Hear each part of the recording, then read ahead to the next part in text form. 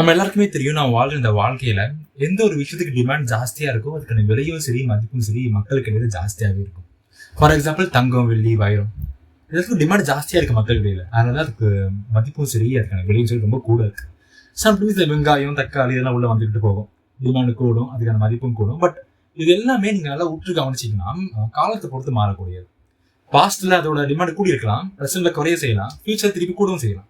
But இந்த video நான் ஒரு விஷயத்துக்கு பேச போறேன். அந்த விஷயத்துக்கான டிமாண்ட் வந்து பாஸ்ட்லயும் சரி, பிரசன்ட்லயும் சரி, ஃபியூச்சர்லயும் சரி டிமாண்ட் குறைஞ்சதும் இல்லை, குறைய போறதும் இல்லை. அப்படி என்ன விஷயமா இருக்கும் நீங்க யோசிச்சீங்கன்னா, ஆக்சுவலா ப்ராப்ளம்ஸ்க்கான சொல்யூஷன். நம்ம கோ த்ரூ பண்ற பிரச்சனைக்கான சொல்யூஷனுக்கான டிமாண்ட் யாராச்சும் கொடுப்பாங்களா? அப்படி கொடுக்குறாங்கன்னா அவங்களுக்கான டிமாண்ட் இந்த சொசைட்டில ஜாஸ்தியாகவே இருக்கும்.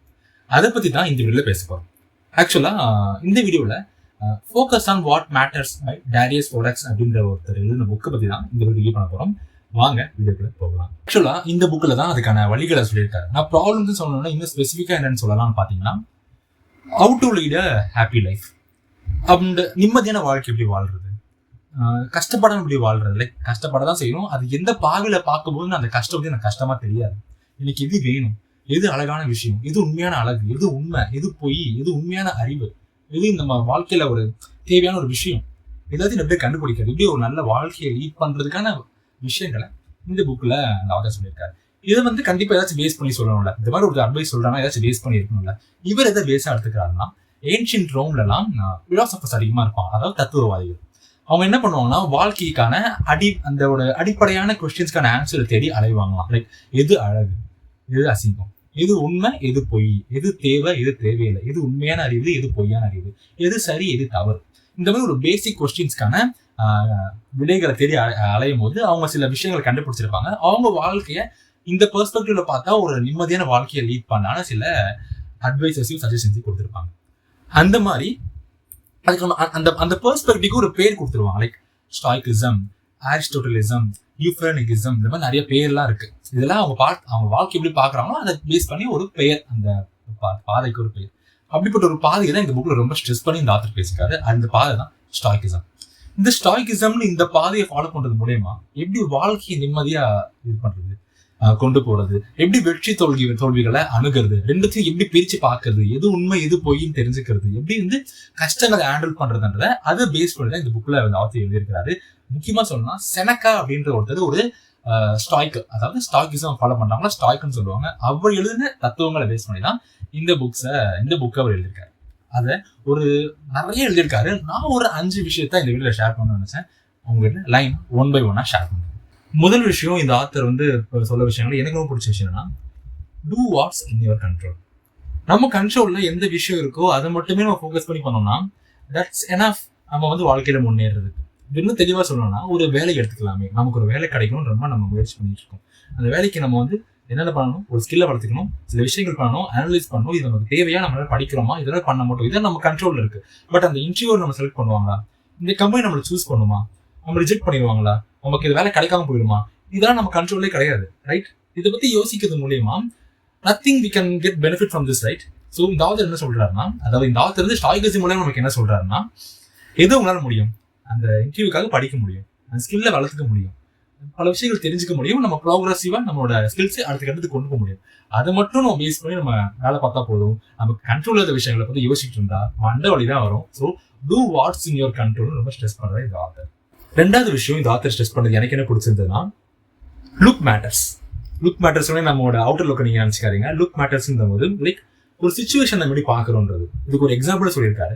லைக் இப்போ ஒரு வேலையை நான் பார்த்துட்டு இருக்கோம்னு வச்சுக்கோங்க. இந்த வேலை உனக்கு வரவே வராதுடா, நீ மட்டமா வேலை பார்த்துட்டு இருக்கடா, உங்களால கம்ப்ளீட் பண்ணவே முடியாது, இந்த இண்டஸ்ட்ரியில கம்ப்ளீட் பண்ணவே முடியாது, உனக்கு வந்து நல்ல ஒரு ப்ரோக்ரஸிவான க்ரோத்தே இந்த கம்பெனில இருக்காது, இந்த வேலையில இருக்காது யாரும் சொன்னாங்கன்னா 2 விதமா நம்ம அணுகலாம். ஒண்ணு, அவன் சொன்னது கரெக்ட் தான், என்னால இவ்வளவுதான் முடிஞ்சு போச்சு, நான் வந்து கம்ப்ளீட் பண்ணவே முடியாது, எனக்கு வந்து ஒரு நல்ல ஒரு க்ரோத்தே இருக்காது, நம்ம முடிச்சுட்டு ஸ்டாப் பண்ணிடலாம் அந்த இடத்துல. Or else I am doing my best, நான் வந்து என்னோட முடிஞ்ச ஃபுல்லையும் கொடுத்துட்டு தான் இருக்கேன் அந்த வேலைக்கு, என்னோட ஸ்கில் எல்லாம் பயன்படுத்தி அதுக்கெல்லாம் எல்லாம் ஃபுல் கொடுத்துட்டு தான் இருக்கேன். இதுக்கு மேல போறது எல்லாமே என்னோட அவுட் ஆஃப் கண்ட்ரோல். ஸோ சிச்சுவேஷனை இப்படியும் பார்க்கலாம்.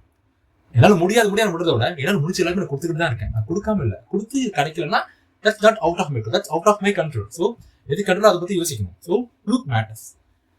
அந்த சிச்சுவேஷனை எப்படி பார்க்கணுன்றத பார்த்து நம்ம அணுகிறது மூலியமா ஓகே மென்டல் பீஸோட இருக்கும். இப்போ நம்ம அந்த ஃபர்ஸ்ட் கேஸ் மாதிரி அவங்க என்னால் எதுவும் முடியாது, நான் தப்பு தான் பண்ணிட்டு இருக்கேன், என்னால் ஸ்கில்ல இருந்து இந்த கம்பெனில வந்து நல்லா க்ரோத் அடைய முடியாது, நம்ம ஒரு மைண்ட் செட்டுக்கு வந்துட்டோம்னா அந்த மாதிரி ஒரு நேரம் இருக்கவே முடியாது. நம்ம சுற்றி எல்லாமே தப்பாக நடக்கிற மாதிரியே இருக்கும், எல்லாமே நெகட்டிவாக இருக்க மாதிரி இருக்கும், நம்ம தப்பு பண்ணிட்டு இருக்க மாதிரியே ஒரு ஃபீலாகவே இருக்கும். So look matters. மூணாவது விஷயம் இந்த ஆத்தர் ஸ்ட்ரெஸ் பண்ணது எனக்கு பிடிச்சதுன்னா adjusting on your plans. Right, நீங்க வச்சிருக்க பிளான்ஸ் எல்லாம் அட்ஜஸ்ட் பண்ணுங்கன்னு சொல்றாரு. ஃபார் எக்ஸாம்பிள் நம்ம வந்து இத்தனை வருஷத்துல இங்க இருக்கணும், இப்போ இவ்வளவு சம்பாதிக்கணும், இது பண்ண ஒரு பெரிய பிளானே போட்டு வச்சிருக்கு. பட் இதெல்லாம் நடக்கணும்னு அவசியம் கிடையாது, நடக்காம போகணும்னு அவசியம் கிடையாது. But we should always have that small detachment. ஒரு சின்ன டிட்டாச்மெண்ட் இருக்க தான் செய்யும். திடீர்னு அது கிடைக்காம போயிடுச்சு, திடீர்னு லவ் பண்ணிக்கிட்டு இருக்கீங்க, ஒரு எக்ஸாம்பிள் சொல்றேன், அந்த ரிலேஷன்ஷிப் சஸ்டெயின் ஆகல அப்படின்னா இட்ஸ் ஓகே. ஒரு சின்ன டிட்டாச்மெண்ட் இருக்கணும். பிகாஸ் நமக்கு எதுவுமே சொந்தம் கிடையாது, we own nothing, நமக்கு எதுவும் சொந்தம் கிடையாது, நம்ம யாருக்கும் சொந்தமும் கிடையாது அப்படின்ற விஷயத்தை ஞாபகம் வச்சுக்கணும். ஸோ சடனா எல்லாமே கொலாப்ஸ் ஆகுது, லைக் நீங்க பிளான் பண்ண வச்சிருந்த எல்லா ஃபியூச்சருமே கொலாப்ஸ் ஆகுதுன்னா it's okay. You have to be ready to take another step. இன்னொரு ஸ்டெப் எடுத்து வச்சு ஓகே இந்த பிளான் முடிஞ்சு போச்சு, நாட் எ ப்ராப்ளம், அடுத்த பிளான்ஸ் நம்ம போடணும். அதுக்கு பிளான்ஸ் போட ஸ்டாப் பண்ணவும் கூடாது. அந்த பிளான் உடையுன்ற போது அதை பேஸ் பண்ணி அதை நினைச்சு கஷ்டப்பட்டுட்டு அழுதுட்டு இருக்கிறத விட ஓகே நடந்து போச்சு, சின்ன டிட்டாச்மெண்ட் இருந்துகிட்டே இருக்கணும். ஓகே இது முடிஞ்சு போச்சு, அப்படியே ஒரு ஓரமா ஒதுக்கிட்டு அடுத்த ஸ்டெப் போவோம், அடுத்து என்னதான் நம்ம தெரிஞ்சுக்கலாம் அப்படின்னு சொல்லி வாழ்க்கையில் அடுத்த கட்டத்துக்கு போறதுக்கான மைண்ட் செட்டோட இருக்கணும். அந்த டிட்டாச்மெண்ட் கண்டிப்பா இருக்கணும்னு இந்த ஆத்தர் ரொம்ப ஸ்ட்ரெஸ் பண்றாரு. ஃபோர்த் விஷயம் இந்த ஆத்தர் ஸ்ட்ரெஸ் பண்ணது எனக்கு ரொம்ப பிடிச்சதுன்னா hidden value of art things. கஷ்டப்பட்டு பண்ற சில விஷயங்கள்ல ஒரு நல்ல ஒரு ஹிடன் அருமையான விஷயங்கள் அதுல இருக்கு, ஒரு பலன்கள் இருக்கு, அது எவ்வளவு முக்கியம்ன்றத சொல்றாரு. ஃபார் எக்ஸாம்பிள் இப்போ நம்ம வீடு எடுத்துக்கலாமே, அந்த வீடு ஒரு குப்பையா இருக்கு, டெய்லி வீட்டுக்கு ரொம்ப குப்பையா பார்த்துட்டு இருக்கோம், வீடு எப்படி இருக்கும், செம்ம காண்டா இருக்காது, தலைவலியா இருக்கு, வீட்டுக்கு வந்தா கொஞ்சம் ஒரு நல்ல ஸ்பேஸ் இருக்கும், நிம்மதியான ஒரு இடம் இருக்கும்னு நினைச்சு பார்த்தா இது குப்பையா இருக்கு, ஒரு யூனிஃபார்மா இல்லையே, ஒரு அரேஞ்சாவே இல்லையே, ஒரு ஃபீல் எப்படி இருக்கும். அப்படி இருக்க மாதிரிதான் மென்டலியும் சரி, மைண்டை கிளீன் பண்ணாம ஒரு தப்பான தாட்ஸ் ஓடிக்கிட்டே இருக்கு, ரொம்ப பயந்துகிட்டே இருக்கும், தவறான விஷயங்கள் பண்றதுக்காக யோசிச்சுக்கிட்டே இருக்கும் அப்படின்னா அந்த வீடுக்கு என்ன நிலைமையோ அதே தான் நமக்கும். ஸோ நம்ம மைண்ட் அப்படி வச்சுக்கிறது மூலியமா ஒரு மாதிரி ஒரு அசுத்தமாவே இருக்கிற அந்த ஃபீலிங் கொண்டு போயிட்டோம்னா நமக்கான ப்ரோக்ரஸும் சரி, நமக்கு என்ன தேவையோ, நமக்கு என்ன வேணும்னு நினைக்கிறோமோ அந்த கட்டத்துக்கு நம்மளால போக முடியாது. இப்போ வீடு சுத்தமா இருக்குன்னு நினைச்சு பாருங்களேன், வீடு சுத்தமா வச்சுருக்கோம், அரேஞ்ச் வீட்டுக்கு வந்து கொஞ்சம் நிம்மதியா இருக்க தோணும், ஓகே நம்ம வீட்டில் தான் இருக்கும் ஒரு ஃபீல் இருக்கும். அதே மாதிரி தான் மைண்ட் இருக்கும், மைண்ட் சுத்தமா இருக்கணும், நெகட்டிவிட்டிஸ் ரொம்ப யோசிக்கக்கூடாது, மைண்டை கிளீனா வச்சுக்கணும். அதுக்கான எக்ஸசைஸ் பண்ணணும். லைக் கஷ்டங்கள் நினைச்சு கஷ்டப்பட்டுட்டு இருக்காம அந்த கஷ்டமான சுச்சுவேஷனை டிஃப்ரெண்ட் பெர்ஸ்பெக்டிவ்ல யோசிக்கிறது மூலமா எப்படி அந்த கஷ்டத்துலேருந்து வெளியே வருது, எப்படி அடுத்த கட்டத்துக்கு போகுது யோசிக்கணுமே தவிர அந்த கஷ்டத்தை யோசிச்சு வீடு குப்பை மாதிரி மைண்டு குப்பை ஆகிடக்கூடாது அப்படின்னு இந்த ஆத்தர் ரொம்ப ஸ்ட்ரெஸ் பண்றாரு. ஸோ அந்த விஷயங்கள்லாம் கஷ்டமா தான் இருக்கும், பட் ஸ்டில் இட்ஸ் வர்த்ன்றத ரொம்ப ஸ்ட்ரெஸ் பண்றா இந்த புக்கோட ஆத்தர். ரொம்ப அர்த்தம் நினைக்கிறேன். கடைசியா ஒரு 5 விஷயத்தோட இந்த வீடியோவை முடிக்கிறேன். இந்த விஷயம் எனக்கு ரொம்ப ஒரு மைண்ட்ல ரொம்ப ஸ்ட்ரெஸ் பண்ண மாதிரி நல்லா போட்டு இது கரெக்டா தான் இல்லை அப்படின்னு தோணுச்சு. ஃபார் எக்ஸாம்பிள் என்ன சொல்றாருன்னா சைக்காலஜி ஆஃப் மணி. அவர் என்ன சொல்ல வர்றாருன்னா பணம் சம்பாதிக்கிறது எதுக்கு, நல்லா சாப்பிடணும், நல்ல ஒரு துணி இருக்கணும், நல்ல ஒரு ஷெல்டர், ஒரு நல்ல வீட்டில் நம்ம இருக்கணும், இன்னொரு முக்கியமான விஷயம் நிம்மதியா இருக்கணும். நிம்மதின்ற வார்த்தை நமக்கு மைண்ட்ல நான் நிம்மதியா இருக்கணும், எந்த ஒரு பிரச்சனையும் இல்லாம இருக்கும். பட் இப்ப இருக்க நம்ம காலகட்டத்துல அந்த பணம் சம்பாதிக்கிறது தான் பெரிய பிரச்சனையாவே இருக்கு. அதுதான் நம்ம நிம்மதியான ஒரு வாழ்க்கைய நிம்மதி இல்லாம ஆக்குது. ஸோ எப்ப நம்ம பணத்தை ஒரு மெயின் கோலா, எப்ப நம்ம பணம் அது பொருள் மெட்டீரியலிஸ்டிக்கா நம்மளோட வேல்யூஸை வைக்கிறோமோ அப்போ we will start having worries. கஷ்டப்பட ஆரம்பிப்போம், சோகமா இருக்க ஆரம்பிப்போம். பட் எவென்ச்சுவலி நம்ம பணம் சம்பாதிக்க நம்ம நிம்மதியா இருக்கிறதுக்காக, பட் அந்த பணம் சம்பாதிக்க அந்த ப்ராசஸ் அந்த விஷயத்திலேயே நம்ம நிம்மதி இழக்கிறோமே, அது எந்த அளவுக்கு சரி அப்படின்றத நம்ம யோசிச்சு பார்க்கணும்னு இந்த ஆத்தர் ரொம்ப சொல்றாங்க. ஸோ பணம் சம்பாதிக்கிறது நிம்மதியா இருக்கிறது, பட் அந்த பணம் சம்பாதிக்கிறதுக்காக நிம்மதி இழந்து சம்பாதிக்கணும்னு எந்த அவசியமும் கிடையாது. ஸோ இருக்கிறத வச்சு நிம்மதியா இருக்கணும், அதுக்கேற்ற மாதிரி வாழ்க்கையை அமைச்சுக்கணும். ஒரு ஸ்டாய்க்கா இருக்கவங்க ஸ்டாய்கிசம் ஃபாலோ பண்றாங்க. ஸ்டாய்க் அந்த ஸ்டாய்க்கோட எண்ணம் வந்து அப்படிதான் இருக்கும், இருக்க வச்சு நிம்மதியா இருக்கணும். பணத்துக்காக ஒரு மெட்டீரியலிஸ்டிக் திங்ஸ்க்காக ஒரு விஷயத்தை நம்ம வேல்யூ பண்ணிட்டு அதுக்காக ஓடும் போது எதுக்காக நம்ம அந்த விஷயத்தை நம்ம அடையும் நினைக்கிறோமோ அது இல்லாம நம்ம அதை ஓடிட்டு இருக்கும்போது அதுக்கான எந்த ஒரு வேல்யூவே இல்லாம போயிடுது அப்படின்னு இந்த ஆத்தர் ரொம்ப ஸ்ட்ரெஸ் பண்றேன். ஸோ அவ்வளோதான், வீடியோ முடிஞ்சிருச்சு. இந்த புக்ல அவர் மென்ஷன் பண்ண எல்லாமே ரொம்ப அவுட் ஆஃப் ஆர்டினரியா இருக்கும். லைக் ஒரு ஸ்டாய்க் எப்படி வாழணும், இப்படி வாழ்ந்தா அவன் ஸ்டாய்க்கா இருப்பான், எதாவது ப்ராக்டிஸ் பண்ணா அவன் ஸ்டாய்க் அப்படின்னு அவர் ரொம்ப நிறைய விஷயங்கள் சொல்லியிருந்தாரு. ஆக்சுவலா இது எதை பேஸ் பண்ணினா செனக்கான ஒருத்தர் சொல்லியிருந்தாரு. ஆக்சுவலா இந்த புக்ல எதை பேஸ் பண்ணா செனக்கா அப்படின்ற ஒரு ஸ்டாய்க் இருக்காரு, அவர் ஸ்டாய்கிசம் ஃபாலோ பண்ண ஒரு ஆளு. அவர் வந்து ஒரு ஃப்ரெண்டுக்கு ஒரு லெட்டர் எழுதுறாரு. லைக் அவர் கால இவர் ஏன்ஷியன்ட் ரோம்ல வாழ்ந்திருக்காரு, அப்போ லெட்டர்ஸ் தான் எழுதுறாரு. அந்த லெட்டர்ஸை பேஸ் பண்ணி எழுதப்பட்ட ஒரு புக்கு தான் இது. இதுல இப்ப நான் சொன்னது 5, ஆக்சுவலி 70 இருக்கு. 70 விஷயங்கள் இதுல இருக்கு, 70 கண்டென்ட் இதுல இருக்கு, பேராகிராஃப் எக்ஸைஸ் மாதிரி. நான் 5 தான் சொல்லியிருக்கேன்.